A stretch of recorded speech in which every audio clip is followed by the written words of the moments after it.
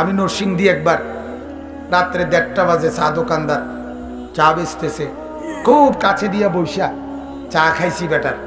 কইলাম ভাই যাইয়া থুইয়া কত থায় ডেইলি? হুজুর 2000, 1500, 2500। এই চা বিক্রেতা রাস্তার পাশে ছোট টং চা বেছে না, এরকম এরকম বেটার ডেলি যদি 2000 টাকাও থাকে তাইলে মাসে কত? 60,000। আজ বাদ দেন না, আরো 10,000, কত? 50,000। আপনার বেতন 50,000 না, কত? 45। ইমাম সাহেব আছেন নি কেউ? আতু দেন তো। কত কত আপনার? 44। কত? হ্যাঁ 6,000। ওই বেটার কত?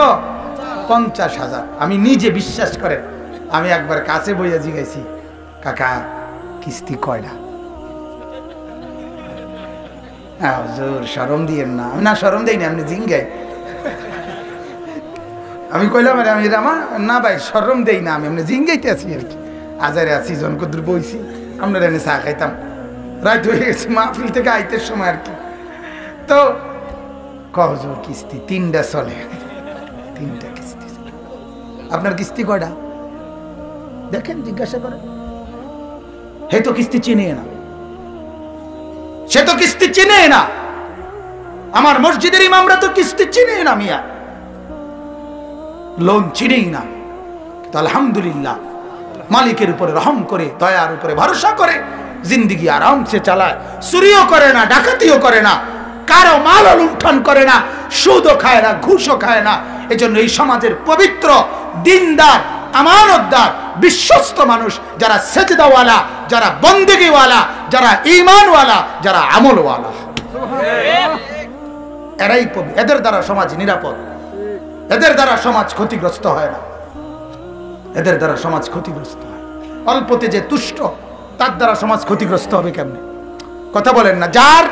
যার পেটটা হলো রাক্ষস, যার পেটে রাক্ষস, 100 কোটি টাকায় যার হয় না, 500 কোটি টাকায় যার হয় না, তো সে নাকি অতৃপ্ত। 6,000 টাকায় যার জিন্দিগি চলে, সে মানুষের দিকে কুনজরে তাকাবে কেন? মানুষের সম্পদ লুণ্ঠন করবে কেন? তার তো অল্পতেই তৃপ্তি। এজন্য কানাত বলা হয় আরবিতে তুষ্টি, অল্পে তুষ্টি। এটা অনেক বড় নিয়ামত। আল্লাহর নবী এজন্য হাদিসের মধ্যে আছে, নবীজি দোয়া করছেন, আল্লাহুম্মা জাআল রিজকা আলে মুহাম্মাদিন কুতান কাফাফান। নবীজির হাদিস, আল্লাহর নবী দোয়া করছেন, আল্লাহ আমার বংশধরকে আপনি এতটুকু রিজিক দেন যেতটুকুতে শুধু হায়াত চলে, যেতটুকু শুধু জিন্দেগিটা পার হয়, এর দূর দিয়ে। নবীজি বলছে, অথচ আল্লাহ তাআলা অফার করছে, হাদিসে আছে নবীজিকে আল্লাহ তাআলা বলছে, বন্ধু আপনি বললে উহুদ পাহাড়টাকে স্বর্ণ বানাইয়া আমি কুদরতি ভাবে আপনার পিছে চালাইয়া দেব, এটা আপনার লগে লগে থাকবো, স্বর্ণের পাহাড়, যা লাগে এখান থেকে নিবেন। আপনি এটা নিবেন কিনা নেন, আপনাকে আমি গিফট করতে চাই। আল্লাহর নবী বললেন, রব্বুল আলামিন আমি আশবাউ ইয়াওমান আশকুরু আজুউ ইয়াওমান আতাসাব্বার। আল্লাহ আমি চাই এক বেলা পেট ভরে খাবো, আপনার শুকর করব, আরেক বেলা উপাস থাকবো, আপনার সবর করব। এই যে হাদিস, এক বেলা খাবো শুকর করব, এক বেলা উপাস থাকবো, সবর করব। আল্লাহুম্মা আহইনি মিসকিনান ওয়া আমিতনি মিসকিনান ওয়া আহশুরনি ফি জুমরাতিল মাসাকিন। নবী বলেন, আল্লাহ আমি গরিবের সাথে বাঁচতে চাই, আমি গরিবের সাথে মরতে চাই, আমি গরিবের সাথে হাসরের ময়দানে দাঁড়াইতে চাই। আমার উম্মতের সবচেয়ে দুর্বল, আমার উম্মতের দিন আইনা দিন খায়, ওই লোকটাও যেন বলতে না পারে, হায় নবী কি আর, নবী তো ছিলেন রাজপ্রাসাদে, নবীর তো ছিল স্বর্ণের পাহাড়, উনি আমার দুঃখ বুঝবেন কেমনে? কথা বুঝেন নাই? উনি কেমনে বুঝবেন? আমরা অনেক সময় কথা কই না, আপনি আমার দুঃখ বুঝবেন কেমনে? আপনি থাকেন সুখের রাজপ্রাসাদে, আপনি বুঝবেন কেমনে দিন মজুরের কষ্ট কি? আল্লাহর নবী বলেন, না উম্মত, আমি পেটে পাথর বাঁধছি 14 দিন, আমার কোনো উম্মত কোনোদিন বাঁধো নাই। উম্মত আমার 3 মাস ঘরে আগুন জ্বলে নাই, 3 মাস চুলায় আগুন জ্বলে নাই। কাজে আমার কোন উম্মত কিয়ামত পর্যন্ত এর চাইতে বেশি অভাবের অভিযোগ আমার উপরে করতে পারবা না, আমি তার চাইতে বেশি কষ্টে পার করে গেছি। আমি তোমাকে ভাইবা, আমি তোমাকে ভাইবা, আমি তোমার সাথেই থাকতে চাইছি, তোমার সাথেই মরতে চাইছি, নাইলে আমার মাওলা তো আমারে দিতে চাইছিল অনেক, ঠিক কি না বলেন? দিতে চাইছে না অনেক। নবী চাইলে আল্লাহ কি কি দিত, কথা কয় না, কি কি দিত? সব দিত, সব দিত। কি তা আবার বানাইছে তো ওনার লাগে, বানাইছে তো ওনাকে মহব্বত কইরা, কায়নাত সাজাইছে তো নবীকে ভালোবাসা, তো আবার দিত কি তা? আল্লাহ তো যেন বলতো যে বন্ধু সবে তো আপনার দিলাম, তবুও তো আল্লাহ নবী সাল্লাল্লাহু আলাইহি সাল্লাম আমরা যেন কোনোদিন বলতে না পারি যে আমার কষ্ট কষ্ট পাইলে না বুঝতো কষ্ট কারে কয়, ঠিক কি না বলেন? যে আপনারা অনেক সময় বলেন না হুজুর আপনার গো আবার কি চিন্তা, মানুষের বাইত গিয়া গিয়া ভাত খান, আমরার মতো সিএনজি চালাইলে অটো চালাইলে না বুঝতেন না, আপনি একটা বুঝছেন, আমরা বুঝছি না, আমরা মানুষের বাইত ভাত খাই দেখা আমরা বুঝছি না, নাইলে আপনার মতো হইলে বুঝলাম, হইলে কিস্তি কেমনে লয়, কথা বুঝছেন না? আপনার মতো বুঝলাম থাকলে বুঝলাম, হইলে বিড়ি কেমনে খায়, আপনি আমগুলো বুঝাইতে নাইছেন, আমরা বুঝি না, বুঝি না। কি পৃথিবী এমন এক জায়গা, আল্লাহ তাআলার কুদরত এটা, আমি তো এটা সবসময় বলি, পৃথিবী এমন একটা, এখানে উচ্চ শিক্ষিত যা বোঝে, মূর্খ পৃথিবীর ব্যাপারে তাই বোঝে।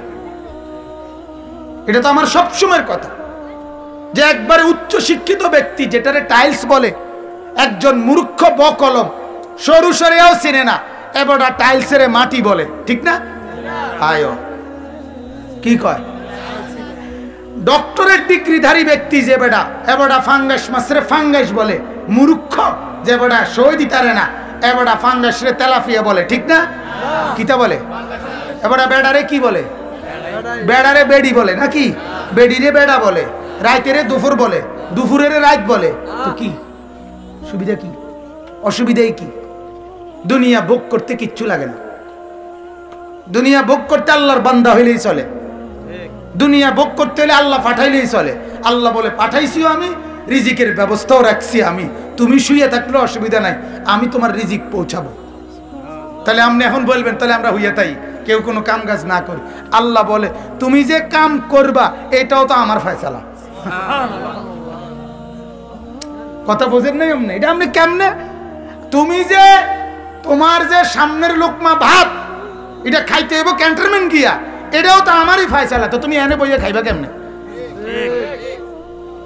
তোমার কদম তো আমার হাতে, কথা বুঝছেন? তার মানে কর্ম আপনাকে করতেই হবে, এটার কোনো কি নাই, সুযোগ নাই। এজন্য তো আমরা বুঝি এটা কর্ম যার জন্য ফয়সালা সে কর্মই করে, আর পঙ্গু প্যারালাইজড তার জন্য ফয়সালা এটা, সে বইয়ে থাকে, তার লাগেও বাতাইয়ে কর্মওয়ালার লাগেও বাতাইয়ে। তাহলে বুঝা গেল কি আল্লাহ পাক এটা হিসাব করে রাখছে, কারে দিয়ে কাম করাবে, কারে দিয়ে বয়া রাখবে, কারে দিয়ে ও পঙ্গু বানাবে, সবই তো আল্লাহর ফয়সালা। নাহলে বুড়ারা খায় কেমনে, কোলের বাচ্চা খায় কেমনে? তাহলে দুনিয়া কেমনে চলবে এটা আল্লাহর হিসাবে নাই, কথা বলেন না? হিসাবে আল্লাহ বলেন নাহনু কাসামনা বাইনাহুম মাঈশাতাহুম ফিল হায়াতিদ দুনিয়া। ওরে বান্দা, দুনিয়া কেমনে চলবে আমি আল্লাহ বন্টন করে রাখছি, বন্টন করে রাখছি, বন্টন কাসাম না, আমার বন্টন। অতএব আমার বাপ, আপনি এটা বুঝেন। আমি এতগুলো কথা বলার উদ্দেশ্য হলো আপনারা যারা শুধু ভাবেন আল্লাহ লাগবে না, নামাজ লাগবে না, রোজা লাগবে না, হুজুরদের কথা শোনা লাগবে না, হালাল হারাম লাগবে না, আল্লাহর কসম হারামের টাকা দিয়ে আপনি যাই রোজগার করেন হালাল ভাবে, একারে এই কোরআন ধরে বললাম রব্বে কাবার কসম, এই কোরআনের মালিকের কসম, হালাল ভাবে তাই আপনার কাছে আসতো। নাইলে যত লোক হারাম লেনদেন করে, যত লোক হারাম রোজগার করে, সবার আয় সমান হয় না। কেন হয় না? সুদখোর তো তেও, কিন্তু একই দুই সুদখোর, একজন কোটিপতি হয়ে গেছে, আরেক সুদখোর এখনো লাখটিও মিলাইতে পারছে না, এরুমকা। আপনি কথা বোঝেন না? হারাম খাইলেই যে লাভ হয়, তো সব হারাম খোর কি হয়ে যেত, এক কিসিমের হয়ে যেত। না না, এক কিসিমের হইতো কিনা আপনি এটা বুঝছেননি আমার কথা। যত লোক টাকা থাকে সবাই তো টাকা সমান, কথা কয় না? যত লোক সৌদি আরব থাকে বাংলাদেশি সবার ইনকাম সমান না? যত লোক ইটালি থাকে সবার ইনকাম সমান না? সবার 18 তলা বাড়ি না? কিন্তু 18 তলা বাড়িওয়ালাও তো আছে, আবার টিনের ঘর সনের ঘরওয়ালাও তো আছে। এরুমকা ইটালি থেকে দুইজনের এরুমকা, ঢাকা থেকে দুইজনের এমন কেন? নামাজ পড়ে না দুজনে, কথা বলেন না? এতেও নামাজ পড়ে না, হেতেও কি পড়ে না? নামাজ পড়ে না, কিন্তু দুজনের ইনকাম সমান হয় না কাটাইলে।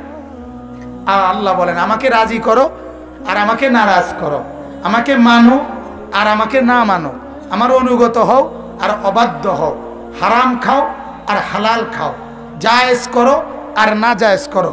কসম বান্দা, যা তুমি মেহনতেই করবা, কিন্তু আসবে আমার ফয়সালা যারটা। এইটা যদি আমি বুঝতাম আমার আরো লাভ হইতো। আপনি করে আর কেমনে কই, আমারটা আমিই করি, আমিই বুঝি। এটা আপনি বুঝেন না, এটা আপনি এই কথা বুঝতে শেখেন। কেন আপনি হারাম করছেন? কেন আপনি কিস্তি নিচ্ছেন? কেন আপনি সুদ খাচ্ছেন? কেন আপনি সুদ দিচ্ছেন? কেন যুবক আল্লাহকে নারাজ করে দুনিয়ার মধ্যে ডুবে গিয়া দুনিয়া কি পাইলা? কি পাইলা? কেউ 15 দিনে বিদের জায়গা, কেউ 3 বছরও কি পায় না, ভিসা পায় না। এরম হয় কা যে চাইলেই যেমন যা, কথা বলেন না তো কেন এমন হয় ভাই? অতএব বলো ভাইয়া, বোঝো ভাইয়া, দুনিয়া আল্লাহ তাআলা একেবারে নিখুঁত ভাবে আল্লাহ কোরআনে বলছেন কুল্লুন ফি কিতাবিম মুবিন। আমি আল্লাহ তাআলা দুনিয়ার প্রতি ইঞ্চি আমি আল্লাহ আমার আমল তাকদীরের মধ্যে লিখে রাখছি।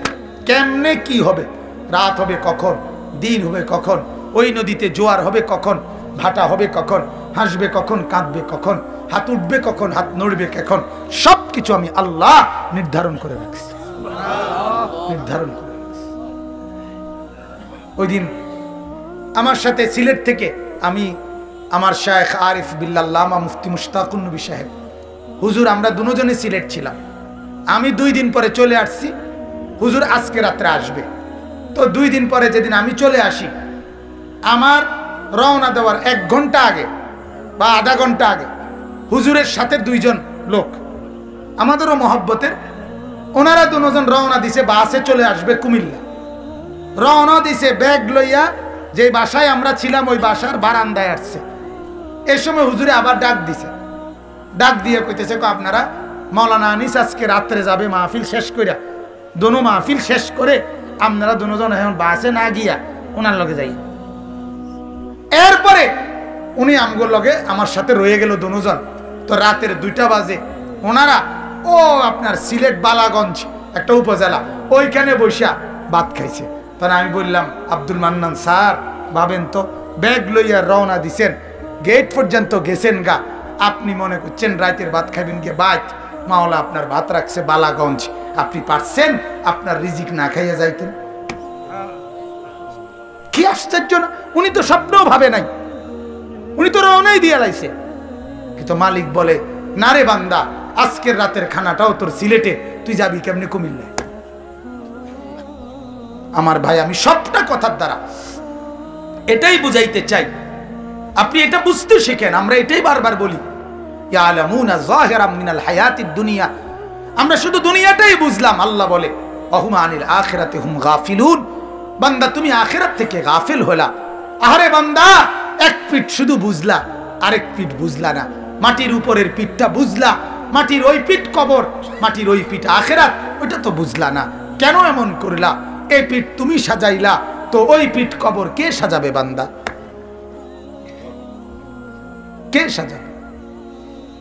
অতএব আল্লাহ তাআলা বলেন, ওই কথাটা বলতেছিলাম, আমাকে ভুলে যায় যে আমি তার জীবন দুনিয়ায় সংকীর্ণ করে দেই। আর ওয়া নাহশুরুহু ইয়াউমাল কিয়ামাতি আ'মা, আমি আল্লাহ তাআলা তাকে হাসরের ময়দানে উঠাবো, হাসরে তুলবো তাকে, যখন সে দাঁড়াবে আ'মা, সত্যি সত্যি অন্ধ। আজকের সেজদা ছাড়া যুবক অন্ধ হয়ে উঠবা, আজকের সুদখোর অন্ধ হয়ে উঠবা, আজকের হারামখোর অন্ধ হয়ে উঠবা, আজকের জিনাখোর অন্ধ হয়ে উঠবা, আজকের মাদকাসক্ত যুবক, মদখোর, গাঁজাখোর, ফেন্সিখোর, ইয়াবাখোর, বাবাখোর, ডাইলখোর, এদের জন্য আছে সুখবর। এদের জন্য বুদ্ধিজীবীরা খুব চিন্তা করছে।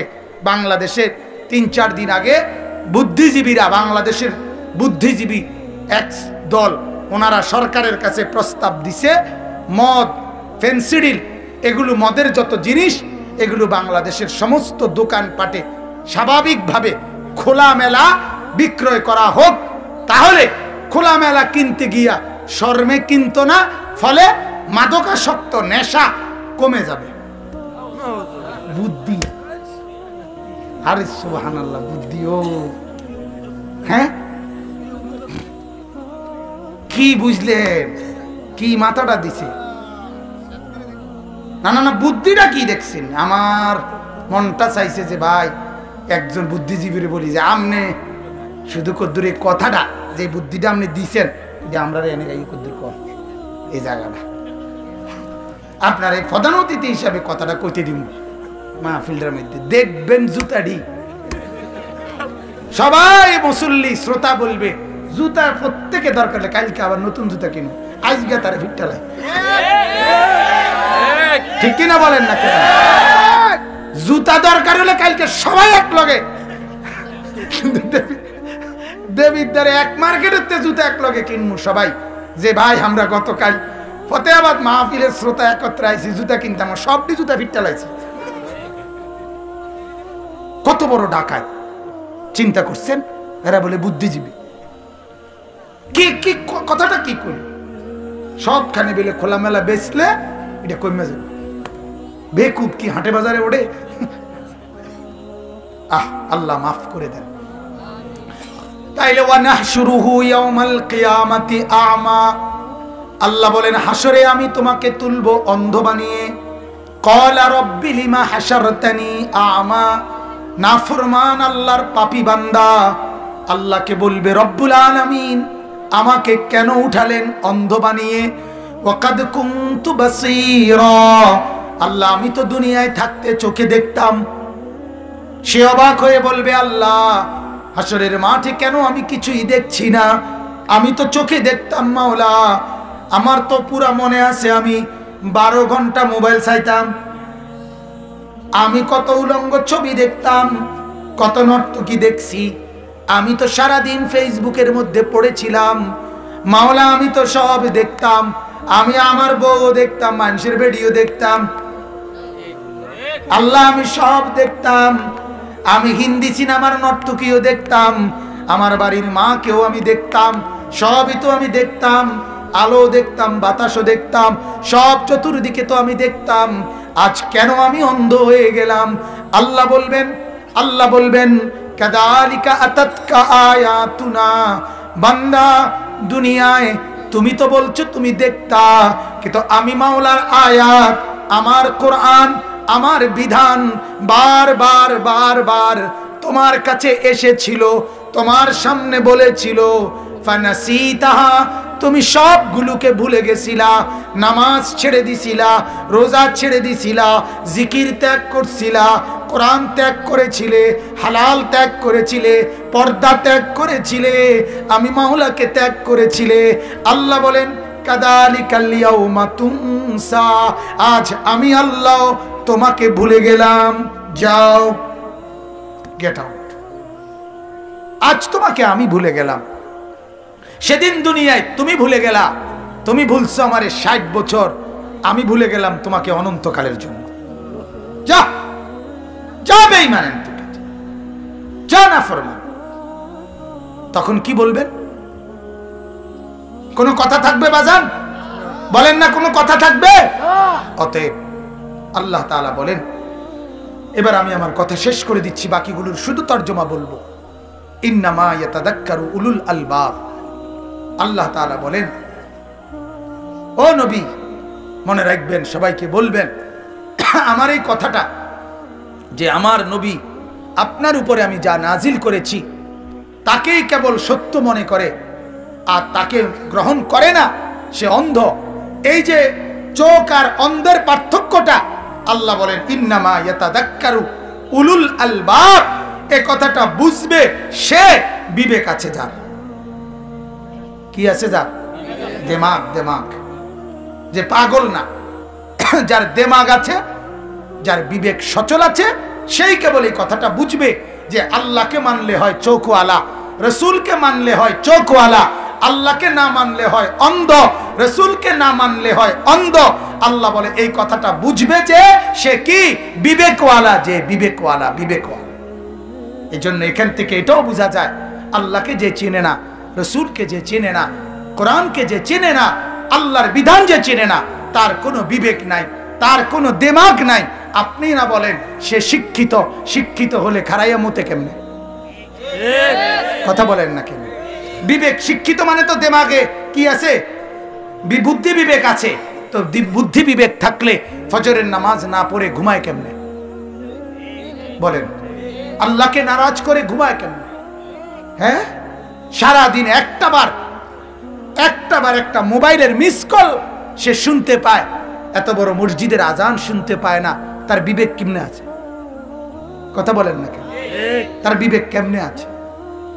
যার যার যার এতদূর বুঝ আছে, বন্ধুকে পর্যন্ত 2 দিন কল না দিলে বন্ধু রাগ করে, তার এতটুকু বুঝ নাই কেন আমার পালনেওয়ালা মনিবকে 1 সপ্তাহ একটা সেজদাও করছি না, তিনি আমার সাথে রাগ করছেন না? এটা বুঝে না কেন? তাহলে আল্লাহ তাআলা বলেন মূলত নাফরমানের কোনো দিমাগ নাই, নাফরমান জানোয়ার। নাফরমান কি? আবার বলেন, আবার বলেন, আবার বলেন, আরো জোরে, জোরসে বলেন, জোর আওয়াজে, জানোয়ার, জানোয়ার। উলাইকা কাল আনআম, কোরআনের আয়াত। এজন্য আমার পরিষ্কার কথা, মুসলমান পরিষ্কার কথা, যার ঘরে ছেলে নামাজ ফজর পড়ে না, যার ঘরের স্ত্রী ফজরের নামাজ পড়ে না, যার ঘরের মেয়ে ফজরের নামাজ পড়ে না, যে নিজে ফজরের নামাজ পড়ে না, 7টা বাজে 8টা বাজে যারা ঘুম থেকে ওঠে, ওরা মানুষ ওঠে না, জানোয়ার ঘুম থেকে ওঠে। ওইগুলো মানুষ না, ওগুলো জানোয়ার, ওগুলো হাইওয়ান। না রে, তুমি জানোয়ার, তোমার সাথে কুকুরের পার্থক্য কি বলো? বলো। তুমি খাবার খাও, কুকুরও খাবার খায়। তুমি ঘুম যাও, কুকুরও ঘুমায়। তোমার বাচ্চা কাচ্চা হয়, কুত্তারও ছাওয়ায়। কথা বলে না? কুত্তারও কি হয়? বাচ্চা কাচ্চা হয়। পার্থক্য বলো। তুমি বলো বেটা, এই যুবক বলো, দাঁড়া যুবক বেটা, দাঁড়া, এখন বল বেটা। বেনামাজি যুবক, তুই এখন দাঁড়া। তো যদি বলতে পারো তোর সাথে কুকুরের পার্থক্য কি, আমি ছেড়ে দিলাম মাইক, দাঁড়া, বল মিয়া। আল্লাহকে নারাজ করে কি পাইছো বেটা, বল। হিন্দি সিনেমার কয়জন নর্তকী তোমার লগে আইয়া ভাই দেখা করছে?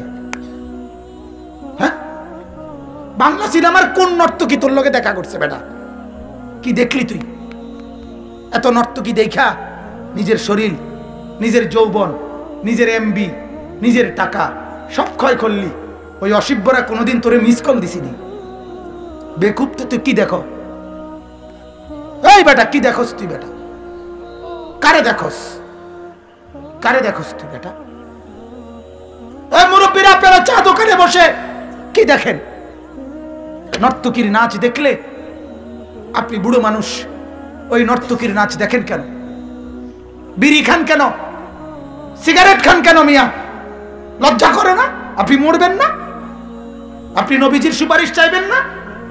নবী তো বলছে উম্মত পেঁয়াজ খাইলেও আমার সামনে আইসো না, রসুন খাইলেও আমার সামনে আইসো না, আমার সাহাবীদের মাঝে আইসো না, আমার মসজিদে আইসো না, আমার বন্দিগি করতে আইসো না।